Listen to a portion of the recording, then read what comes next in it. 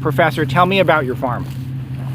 Well, we're walking on the last remnant 45 acres of what used to be 180 acres. It was homesteaded by my great-great-grandmother. So we're looking at a barn. It was built in about 1870 in the house. And in the rough times of the 2000 to 2010, I had siblings and it got very hard to farm, so people moved on and they sold out or moved away. And so I have a brother down the road and me, and we're the last ones left here. And there's a lot of different structures on the farm. Some are newer, some are older, some are not from this century, clearly. What happened is around 2015, with labor and controversies over pesticides and prices, this land, because we're the proximity, you can't see it today, it's foggy, but we're only about 30 miles from the Sierra Nevada, so that pump right there, the house well, is probably about only 70 or 80 feet to water. So we had good water, we have good soil, we have good temperatures, and this almond varieties were perfect. And that coincided with almond butter and almond milk and almond oil and almond soap. So suddenly what was a passé crop for the new Indian and South Korean and Japanese and Chinese market, it boomed. So everybody came in here and they said, wow, you can take these things, plant them, and in 3 years, unlike pistachios, you get a crop. And one guy can do this whole 45 acres. He can harvest it himself. There's no pruning, there's no thinning. You can see the drip is right there. It irrigates it. They flush the fertilizer through. It's all on computer.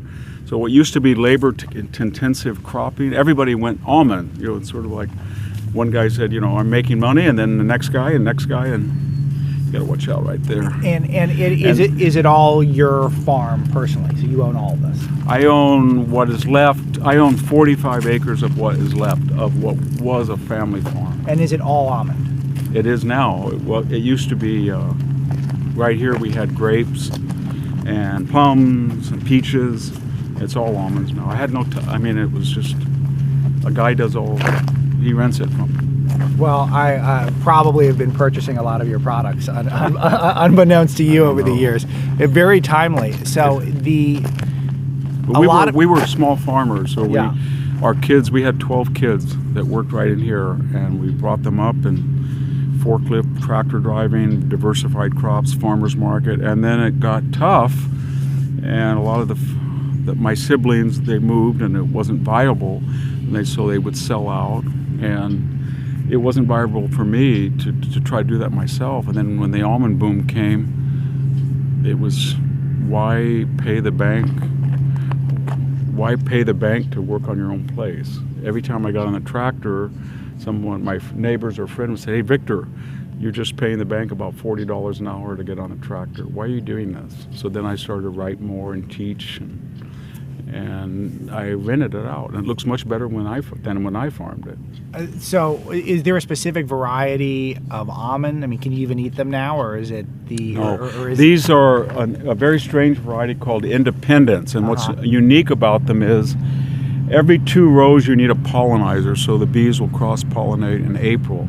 But this is a self-fertile variety, and that means you don't need any bees and you don't need to cross-pollinate. But there's always pluses and minuses. Now, when you're hearing that noise all morning long, they've been shaking what they call the mummies. You see these here? Yes. This variety has a very thick stem, so when they shake it, and they usually harvest it the 3rd or 4th week in August. Okay. And 95% will fall there and they'll sweep it up and harvest it, but about 5% don't. You can see what's happening. They're getting mold already.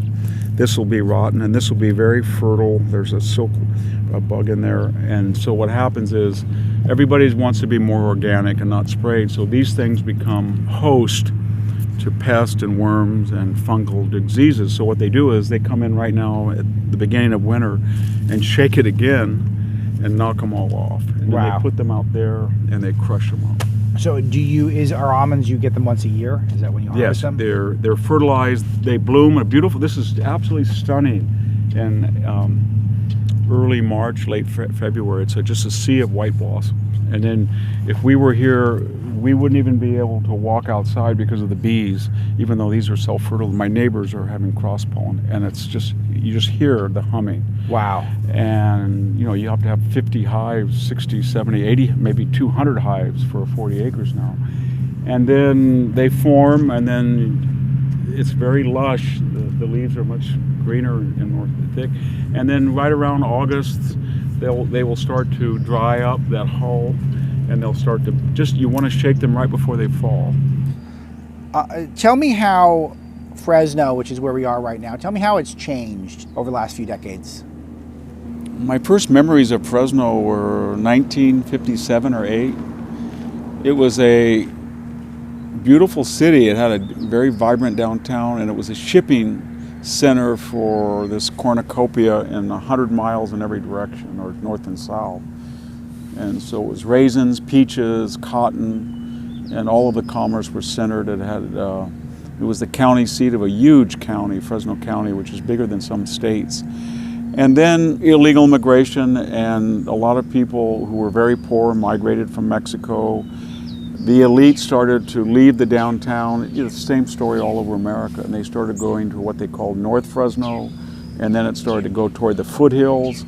And now it's a huge expanse. I mean, it's 20 miles long. And Greater Fresno, not just the city, but the cities that it's absorbed, there's probably 1 million people. But there's no sense like there was that this is Fresno, and then there's a belt of farmland around it.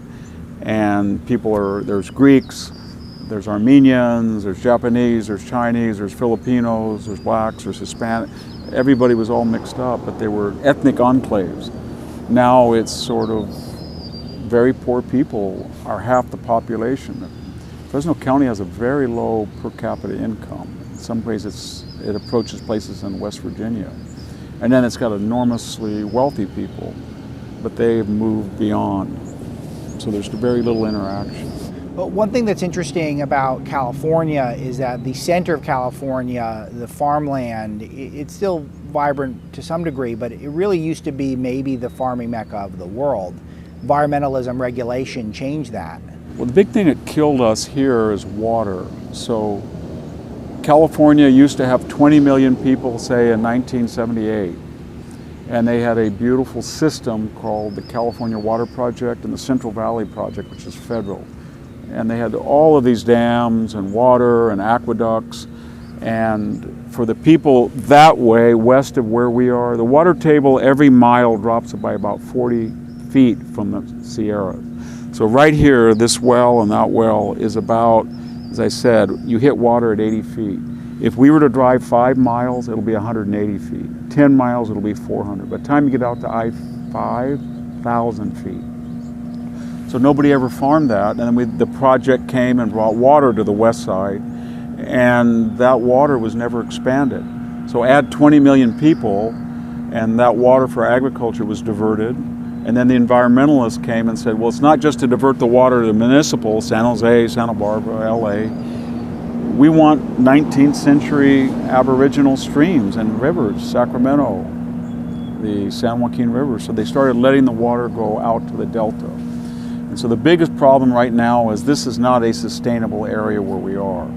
In my lifetime, if they don't change, you will not see farming 5 miles from here for the next 50 miles, about 4 million acres north and south. It won't exist.